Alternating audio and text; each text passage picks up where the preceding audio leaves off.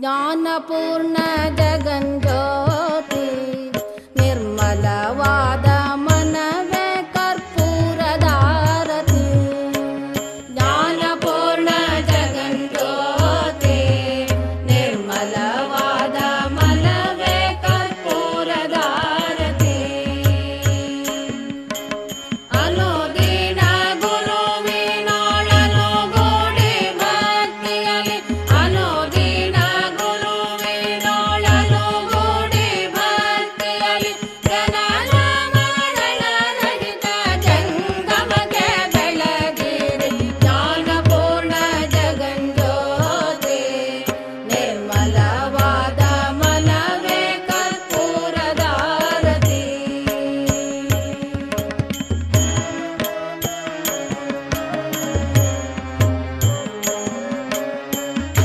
Why not honey? ಯಾಕೆ ಜೇನುತುಪ್ಪ ಬೇಡ ಅಂತ ಅಂದೆ? Because honey is not a vegetarian food. ಹ.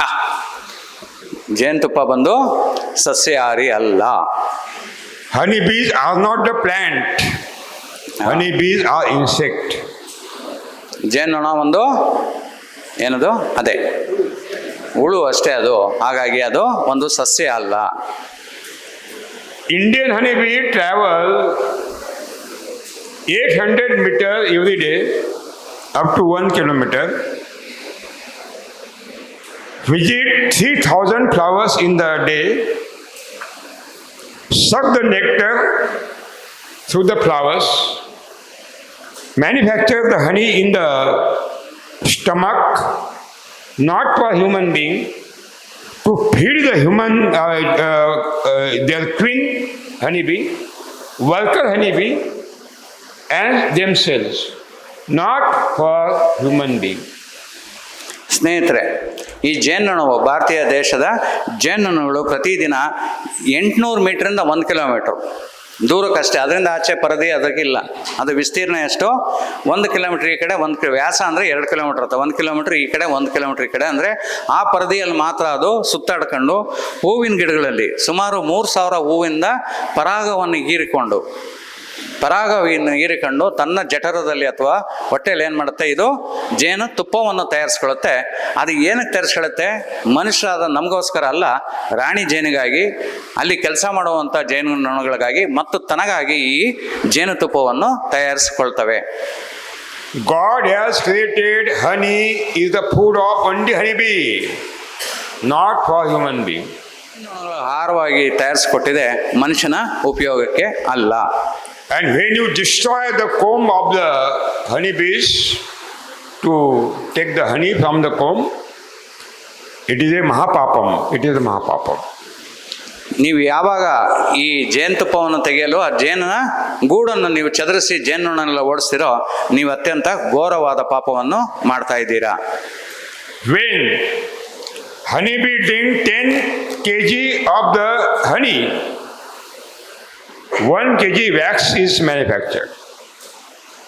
10 kg ಜೇನುತುಪ್ಪ ತಯಾರಿಸಿದಾಗ ನಮಗೆ 1 kg ಮೇಣ ಉತ್ಪತ್ತಿ ಆಗುತ್ತದೆ. And their residence combs are only manufactured by the wax. ಅಲ್ಲಿ ಉಳ್ಕೊಳ್ಕೊಂತ ಆ ಜೇನು ಗೂಡು ಏನಿದೆ, ಆ ರಂಧ್ರಗಳೇನಿದೆ, ಅದನ್ನು ತಯಾರಿಸೋದು ಈ ಜೇನಿನ ಮೇಣದಿಂದನೇ. So don't use honey for human food. ಹಾಗಾಗಿ ಜೇನುತುಪ್ಪವನ್ನು ನೀವು ಏನ್ ಮಾಡಬಾರ್ದು? ಸೇವಿಸಬಾರದು. ಮಹಾಪಾಪ ಮಾಡ್ತಾ ಇದ್ದೀರಾ. When you eat 1 teaspoonful of honey, you are destroying 100 honeybees. ನೀವು 1 ಚಮಚ ಜೇನುತುಪ್ಪ ತಿನ್ಬೇಕು ಅಂದಾಗ ನೀವೇನು ಮಾಡ್ತಾ ಇದ್ದೀರಾ? 100 ಜೇನುನೊಣಗಳನ್ನ ನಾಶ ಮಾಡ್ತಾ ಇದ್ದೀರಾ. By empty stomach. By hunger. By hunger. They are not getting to eat. ಯಾವಾಗ ನಾವು ಈ ಜೇನುತುಪ್ಪ ತಗೊಂಡು ನಾವು ಸ್ವಾದಿಸ್ತೀವೋ ಅದಕ್ಕೆ ಆಹಾರ ಇಲ್ದಾನೆ ಅವು ಉಪವಾಸ ಸಾಯ್ತವೆ. God has sent honeybees for pollination in the flower. But honeybees do not. Honeybee do not know they are doing the pollination. ದೇವರು ಸೃಷ್ಟಿಕರ್ತ ಅದನ್ನು ಜೇನುನೊಣವನ್ನು ಪರಾಗ ಸ್ಪರ್ಶಕ್ಕಾಗಿ ಅದನ್ನು ಸೃಷ್ಟಿ ಮಾಡಿದ್ದಾನೆ. ಆದರೆ ಈ ಜೇನುನೊಣಗಳಿಗೆ ಅದ್ರ ಬಗ್ಗೆ ಅರಿವೇ ಇಲ್ಲ. When the honeybees enter in the flower, while sucking the nectar, the pollen grains are attached to the legs of the honeybee, and that pollen grains are fertilized on the stigma. Ultimately, seed is born. ಯಾವಾಗ ಈ ಜೇನುನೊಣ ಹೂವಿನ ಮೇಲೆ ಕೂತ್ಕೊಳ್ಳುತ್ತೆ, ಹೂವಿನ ಮೇಲೆ ಕೂತಾಗ ಆ ಪರಾಗ ಏನು ಹಳದಿ ಸಣ್ಣದು ಪುಡಿ ನೀವು ನೋಡ್ತಿರೋ ಅದು ಈ ಕಾಲುಗಳಿಗೆ ಮೆತ್ಕೊಂತವೆ. ಅದು ಇನ್ನೊಂದು ಹೂವು ಕೂತಾಗ ಅಲ್ಲಿ ಏನು ಸ್ಟಿಗ್ಮಾ ಅಂತ ಅಂತೀವಿ ಅದರಲ್ಲಿ ಪರಾಗ ಆಗಿ ಏನಾಗ್ತವೆ, ಬೀಜಗಳ ಉತ್ಪಾದನೆ ಆಗ್ತದೆ. In our food, 80% contribution has been given by the only honeybees. In our food, 80% contribution has been given only honeybees by pollination. ನಮ್ಮ ಆಹಾರದಲ್ಲಿ 80% ಆಹಾರ ಆಹಾರವನ್ನಾಗಲಿ ನಮಗೆ ಜೇನು ನೊಣಗಳು ತಮ್ಮ ಪರಾಗ ಸ್ಪರ್ಶದ ಮುಖಾಂತರ ನಮಗೆ ಒದಗಿಸ್ತಾ ಇದ್ದಾವೆ. So don't eat the honey. Maybe Ayurveda will say, don't eat the honey. ನೀವು ಅದಕ್ಕಾಗಿ ನಾನು ಹೇಳ್ತಾ ಇದ್ದೀನಿ, ಯಾವುದೇ ಕಾರಣಕ್ಕೂ ಜೇನುತುಪ್ಪ ತಿನ್ಬೇಡ್ರಿ. Okay.